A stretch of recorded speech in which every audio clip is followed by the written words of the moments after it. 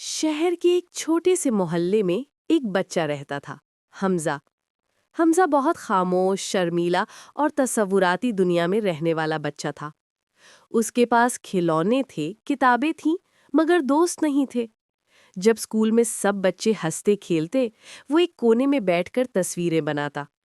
حمزہ کی پسندیدہ چیز تھی روشنی اور سائے کے کھیل۔ وہ سورج ڈھلنے کے وقت دیوار پر ہاتھوں سے جانوروں کے سائے بناتا۔ ایک دن وہ شام کے وقت چھت پر گیا اور روشنی میں اپنا سایہ زمین پر دیکھ کر کہنے لگا، تم ہمیشہ میرے ساتھ رہتے ہو لیکن بولتے کیوں نہیں؟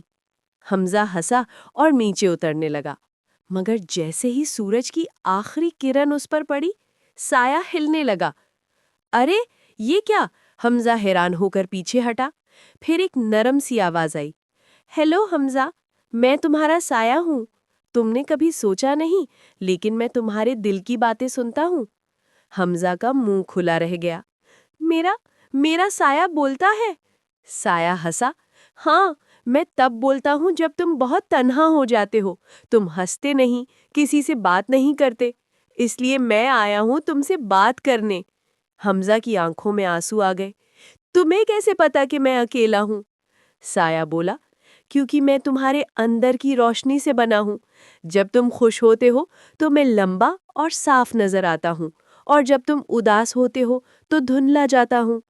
حمزہ نے آہستہ سے کہا، لیکن میں دوسروں سے بات نہیں کر پاتا، وہ مجھ پر ہنستے ہیں۔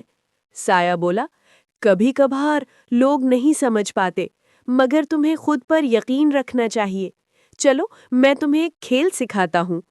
اگلے دن جب سورج نکلا، حمزہ اسکول جا رہا تھا، سایہ اس کے ساتھ ساتھ چل رہا تھا۔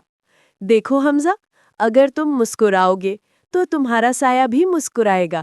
دنیا تمہیں ویسا ہی دیکھے گی جیسا تم خود کو دکھاؤ گے۔ حمزہ نے پہلی بار ہنستے ہوئے اسکول میں سلام کیا، السلام علیکم دوستوں۔ سب چونک گئے، ارے حمزہ بول رہا ہے۔ آہستہ آہستہ اس نے کہانیاں سنانا شروع کی، تصویریں دکھائیں اور سب کے ساتھ کھیلنے لگا۔ جب وہ واپس گھر آیا تو شام ہو چکی تھی۔ اس نے اپنے سائے سے کہا، شکریہ، تم نے میری زندگی بدل دی۔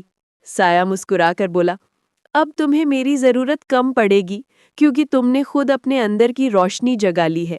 لیکن یاد رکھنا، جب کبھی تم اکیلے محسوس کرو، میں یہی ہوں، تمہارے قدموں کے نیچے۔